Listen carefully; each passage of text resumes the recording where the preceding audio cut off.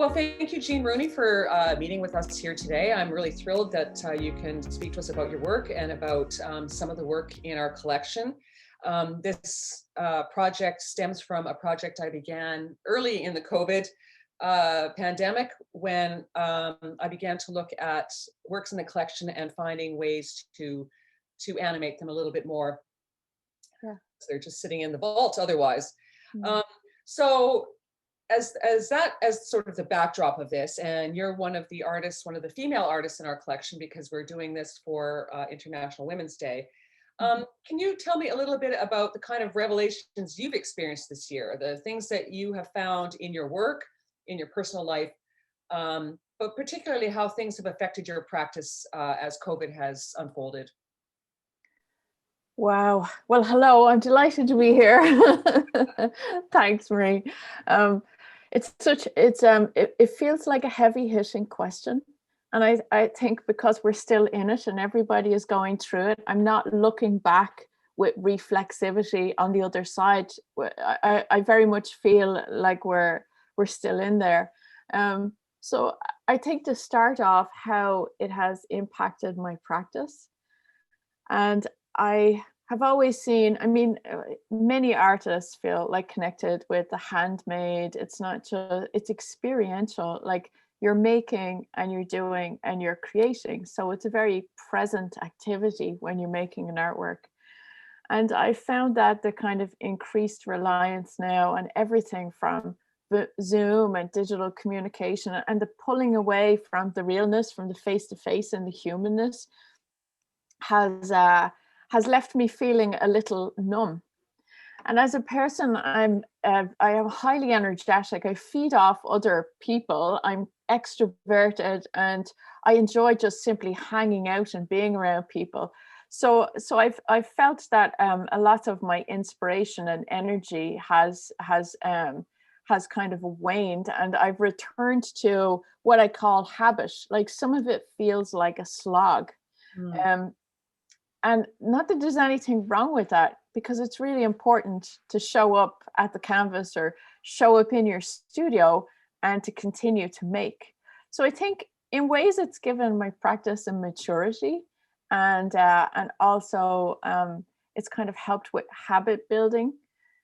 And like many people have had to do, they say they do the pivot, and we've all had to kind of jump into other ways of doing things and reaching out to people and communicating.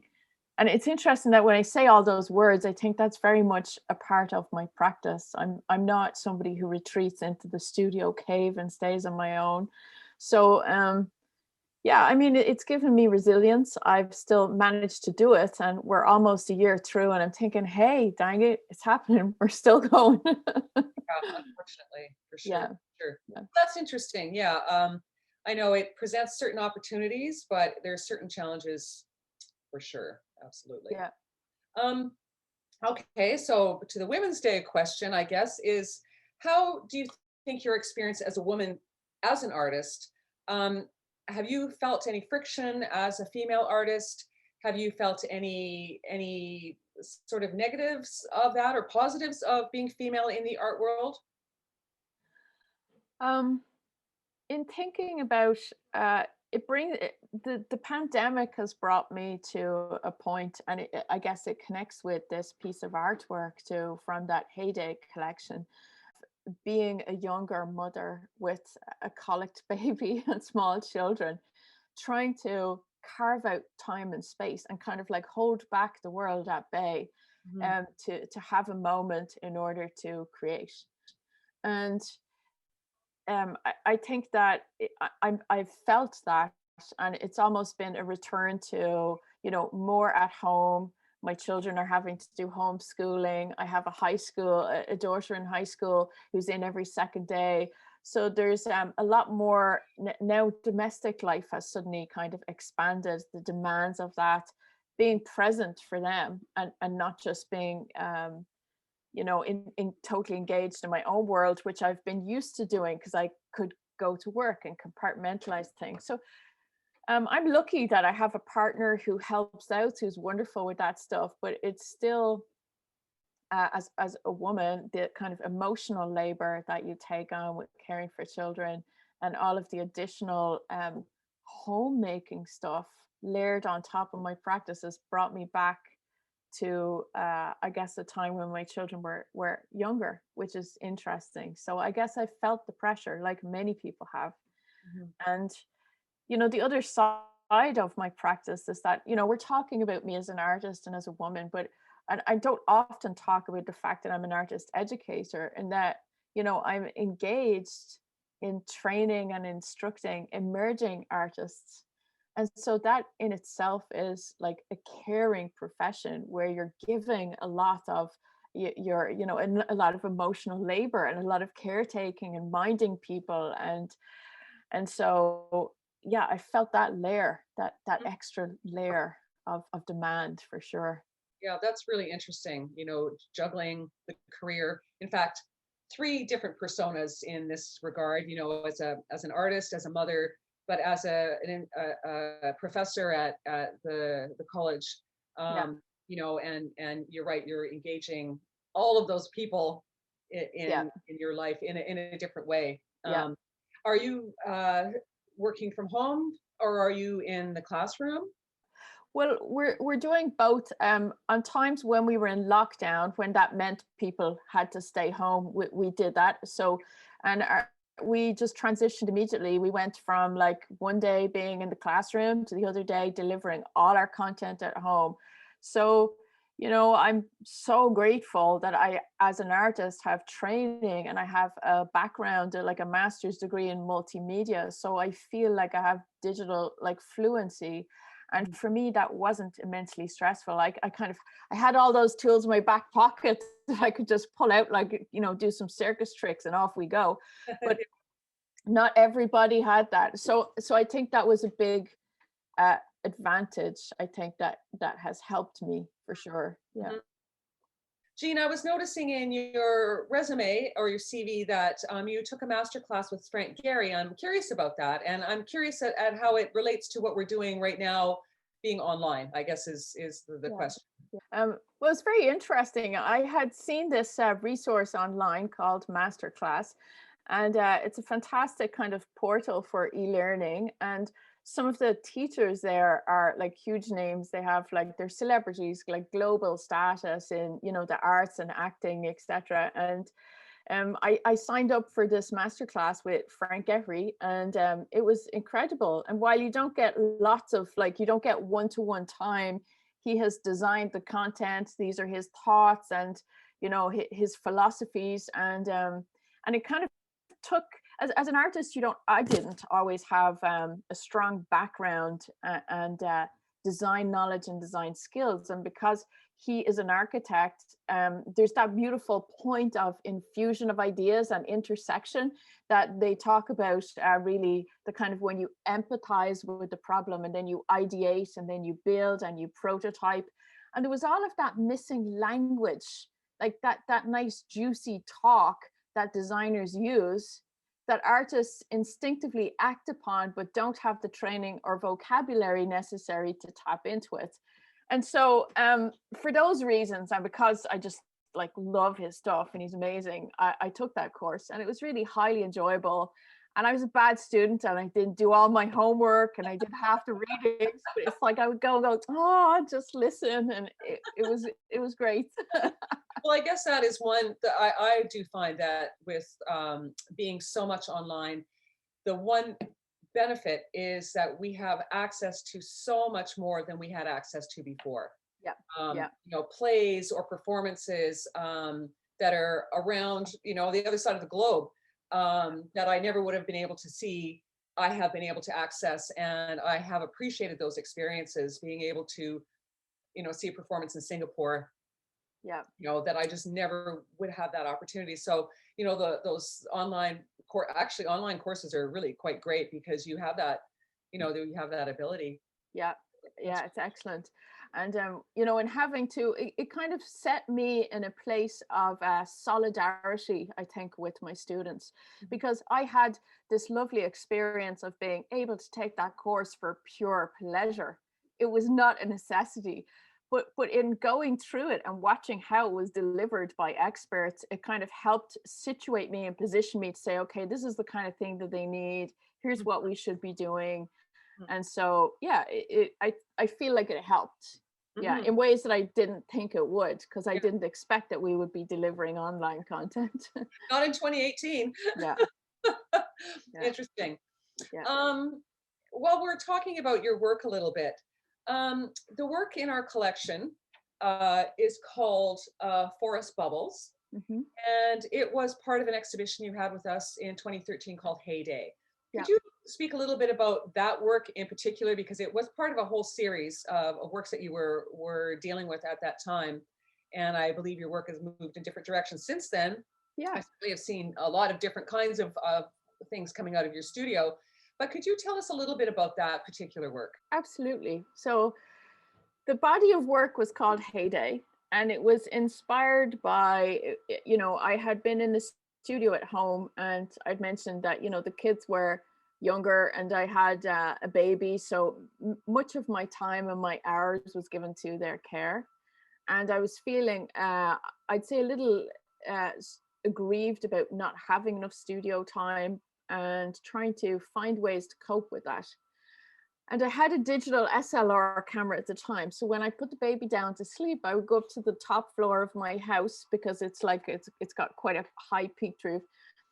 And I would kind of crank open the window and use my camera to take these panoramic shots of parts of the forest and the lake and the trees, because of course I live out in the boonies. I'm in the sticks in a beautiful place called French Lake, which is like a natural watershed area off of the Oromocto River. So there's a wonderful kind of zestiness to that space. And the light would change. So I'd hang out the window, would take loads and loads of these pictures. And the instant nature of the digital format, I felt like I was making momentum. And in short spaces of time, I had accumulated like my own dirty secret. There was all of this data that I had. And so that in itself made me feel like, oh my gosh, stuff is still happening. My artwork is moving. I have a life. I can raise kids and I can make artwork. And so it was small windows of time that opened up massive, expanses of possibilities for me. And so I felt very optimistic with that. And I don't think I could have done it in the same way at that time with like paint or printmaking and other materials that I really love. It happened to be a tool that met a need at that time. And so that's how much of the work is digital, and it's layered, and you can see that it's photographs that have been treated and redrawn with on a pad and in Photoshop and reworked. So I had been thinking about, as the weather got nicer, I was thinking about solving problems like how do I make work when so much stuff goes wrong? So we have this problem on a regular basis, not just me, but many artists are facing failure. So you think, I have lots of that. So how do I get the other stuff going on? And I was sitting on my deck and I was watching a farmer next door, a local farmer who was haying the fields. And I thought, God, that just looks so nice. Why can't my life be simple? Why can't I just make hay? And so I thought, well, actually, there's no reason why I can't make hay.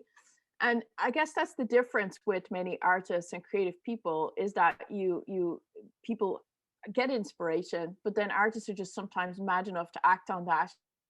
And also, I guess, vulnerable enough to actually approach people and go, hey, I have this mad idea. Will you collaborate with me? Can I have your combine harvester or your hay baler? And anyway, so I asked those questions, and the farmer said, yeah, sure. And so I took failures and scraps of paper and stuff that I had accumulated in my studio and put it through an industrial shredder. And also the excess, I remember Laurie helping me and the gallery, and you folks were awesome. Everybody was shredding to get all this stuff done. And then it was baled. And so I made these hay bales, and it all felt very sunny. It felt like it was making a harvest from just the scraps that had fallen off the table of what was happening. And so I guess for me, it felt really redemptive, that body of work. And many people commented and said, well, actually the intensity of color and the graphic marks and the layering were in ways, I guess, part of my style or my aesthetic, so they could see how that related, but they also found it very energizing and optimistic. So I think it translated in the work. Yes, I remember that exhibition being very bright, the bales of hay being very colorful, the images on the wall were all very bright and playful, Yeah. the figure coming out of the house, sort of the polka dot pants, and Yeah. the Yeah. wash on the line blowing in the wind and that kind of thing, sort of Yeah. very, Yeah. images of more carefree, I guess is the word I'm Yeah. looking for. Yeah. There's sort of a carefreeness about that was lovely, like a really Yeah. playful sense that I think people could really connect with on Yeah. that level, for sure, for sure. You're right. And that was, I think, of all of, if I thought of all of my goals or my intentions that I was consciously aware of at the time, it was about play. It was about taking my work back to a space where it was all about frivolity. Because you know what, we're all so solemn, like all of the time. And my gosh, the art world's just sometimes weighed down with it. The language we use, how serious we have to be, how we approach critiques and writing things. And so I usually retreat to that space because it kind of reminds me of my childhood, and it's a space where we're not judged, where we don't have to perform. Of course, being adults, we know we always are, but I think you have to coax yourself into that position and use it, like leverage it to make work. Right, right. Yeah. So where is your work going now? Now that you've sort of worked through that part of your life, you've moved on. It's been several years since then. We're experiencing COVID. What kind of work are you producing now? Where's your head? Where are your ideas? Where are you coming from now? Yeah. So it's interesting because this process of the digital work and the layering seemed to lay the foundation or groundwork for moving to bigger projects. And one of the most recent works I did, I have applied for a lot of public art initiatives, and I was the artist from New Brunswick who got the first pilot public art project that was run by the government of New Brunswick for the new school bills. So that was in Seaside West in St. John, and that was a wonderful project. And so the work was there like 23 feet long. And what happened was I wanted to create a work that was like really robust, that they could like squirt their juice boxes at, or fire sandwiches, or attack it with a Sharpie marker where nobody was looking, and this thing was going to stand the test of time.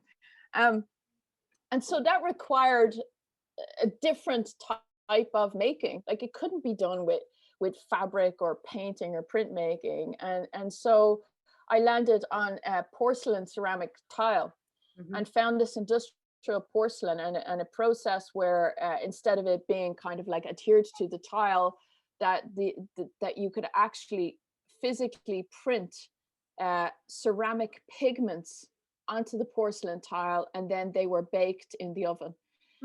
And so these a combination of graphical images and digital photographs and color and layering, using exactly the same process that I used to produce this Heyday show for the UNB Art Centre, I applied to making that public art mural, and I felt like it was really successful. And another thing I kind of pride myself on was that, usually when you get a high-end piece of artwork where the government spends lots of money and everybody's invested, it's a sensible advice to, not to touch the artwork and don't draw on the walls. In general, we would say that to most people in a school, but the work was actually built to break those barriers. And so it's a giant space where I leave out and ask that there be markers and paint left, and the students can walk up and paint and draw directly onto the work, altering it. So it goes from the space of admiration of an artist to collaboration. So it's like passing it on, saying, yeah, we do this stuff and this is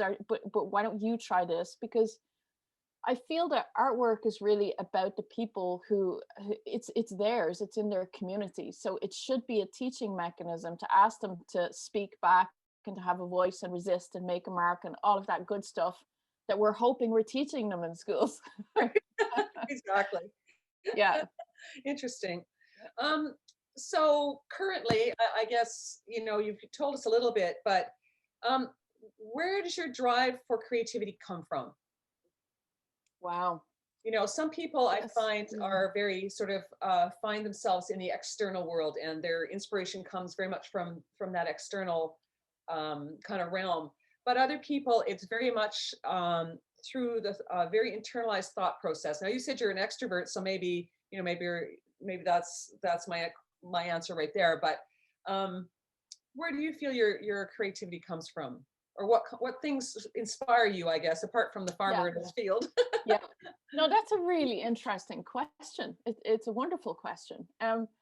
I'd say two parts. I think knowing myself and knowing I'm extroverted, I like being outdoors and people and energy and in the forest and everything. So I kind of tend to have my antenna out all the time, and I'm absorbing and consuming imagery that translates into ideas that I like to merge and join other stuff. I've always been, like, by nature, fiercely independent, and I love my freedom, and not in a way that I can just necessarily pursue anything I feel like or any pleasure. I actually want to use that to dig down and to find deeper meanings in things. Mhm. So my creativity often comes from me actually being a problem creator more than a problem solver. So that sounds like I'm all kinds of crazy. It's like crazy maker here. But it actually is like the point that most artists come from. They go, oh, isn't that interesting? That's a really good concept. I wonder what would happen if. And you tend to invent a problem that you want to answer or investigate and find solutions to. And I Mhm. think it's just about being curious and outward looking, but also having the capacity to want to stay with it and internally resolve that, and then to deliver it back out as some kind of action or some kind of statement. So I Right. guess I'm saying it's both. I think it's very much an internal, you recognize, I mean, for me, I recognize something outwardly, I process that out internally, but want to deliver it out as a language. So it's a way of doing and a way of saying. And at this point in my life, I feel like being an artist is just a way of being. Yes, yes. After a certain point in time, Yeah, it is how you do things and how you look at things. It's how you process information. It's how you gather information or gather people or that kind of thing. Very yeah, interesting. yeah. Um, has there been an influential woman in your life? Oh my goodness, yes, and so many. Oh my goodness, where do I start? I think recently, actually, though, and it ties in with the pandemic. Last year, and it was in the end of March, early April, when we were all still coming to terms with it. I lost my beautiful Aunt Margaret, and she was also my godmother. So this would be my mammy's sister, and I was very close to her and loved her. But my goodness, she was just an incredible woman. She had so much moxie. Like, she was a critical thinker. She was a really sharp, fast talking, thinking Irish woman who emigrated to London from Dublin when she was younger, and did nursing, and soon, like, ran an ER, became the head nurse in the emergency room of all places in the Royal Victoria Hospital, and gave her life to nursing and minding people. But I think it was just the kind of sheer tenacity that she had. Like, she just, not, she was funny, and she questioned absolutely everything. And if she wanted something, she just went after it and did it. So I think as a role model, she was fantastic. She was very different. My own mother's very caring and loving and a very quiet woman. And so my Aunt Margaret presented this other fabulous, like, glittering example of how to kind of conduct yourself in the world. And yeah, so that was a great loss that was felt, I think, for me and for all of us. Mhm. But we felt great gratitude, and I guess I'm still waiting. We're going to have a great celebration of her life when we're all able to be back together. And yeah, so that she was one, and she was really encouraging of my artwork. And, you know, I'd do something smaller. I'd make one picture or I'd have an exhibition and she would say, oh, you know, my niece is like one of the most famous artists in all of New Brunswick. And it's that wonderful thing that people who just love you, exaggerate you and talk you up, especially your family, right? So, and actually it's interesting because she happened to be at all the way from London, England, at that exhibition opening in the UNB Art Centre. And when you introduced me and you stood on the steps and asked me to give a little artist talk, she was standing there waving at me and I thanked her, you know. But I thought, how lucky, how blessed am I? Like, my family traveled for my wedding and she came to visit me in New Brunswick when I got married.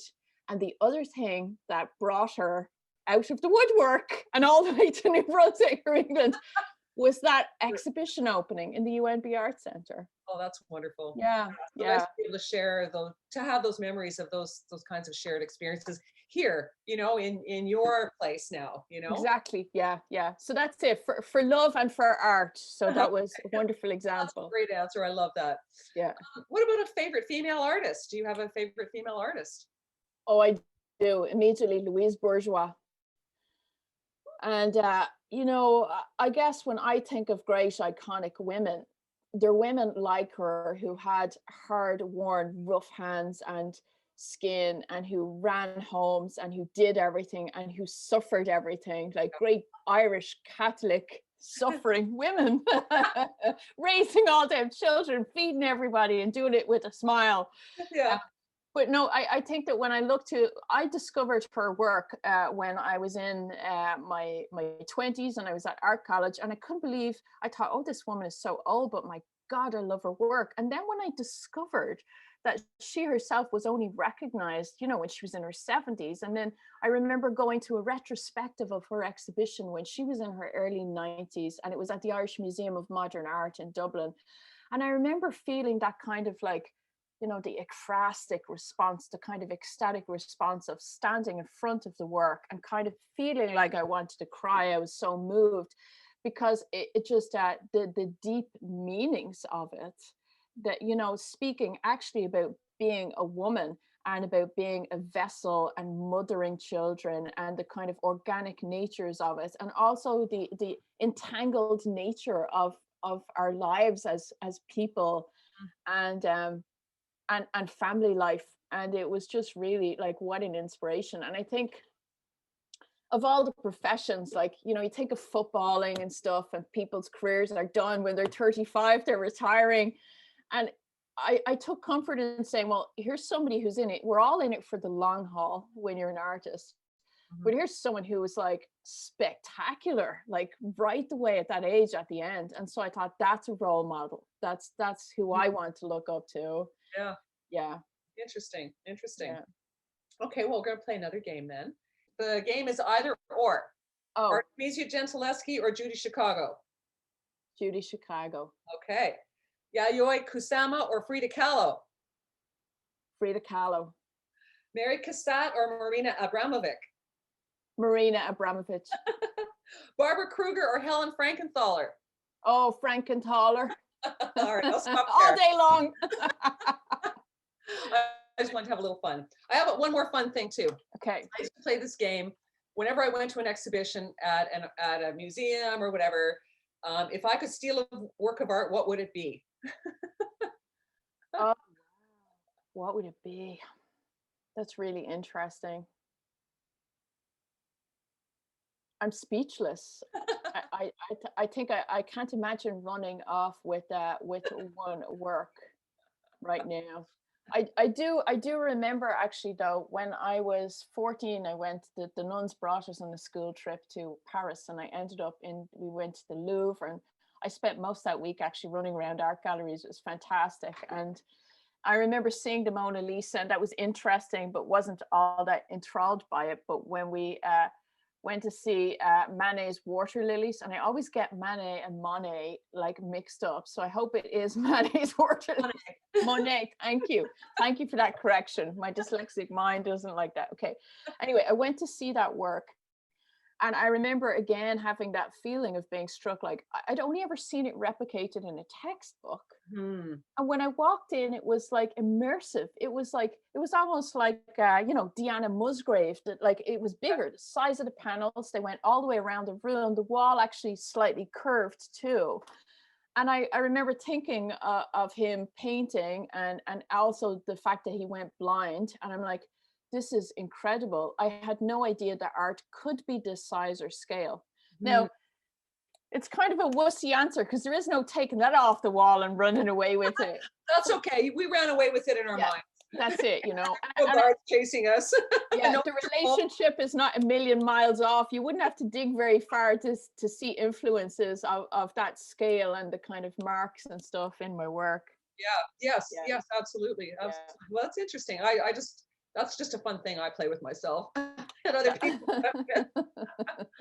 I think we're almost out of time. Um, I just want to look and see if there's any other questions I wanted to ask you.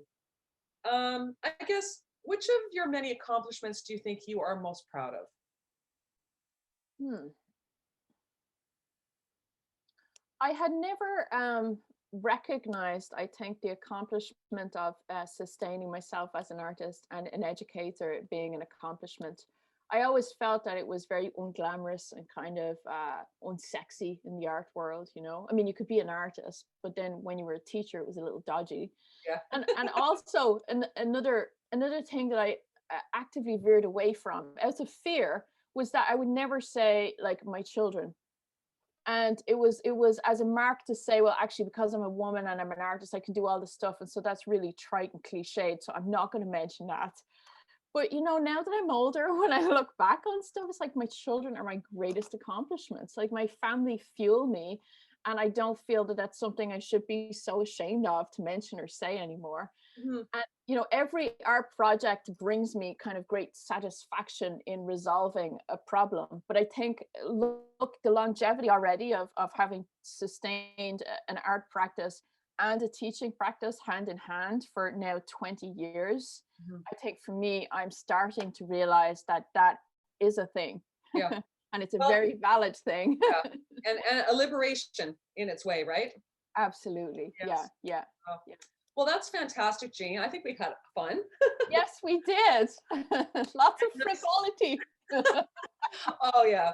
And it's been great to talk to you, and thank you very much for being a part of this series.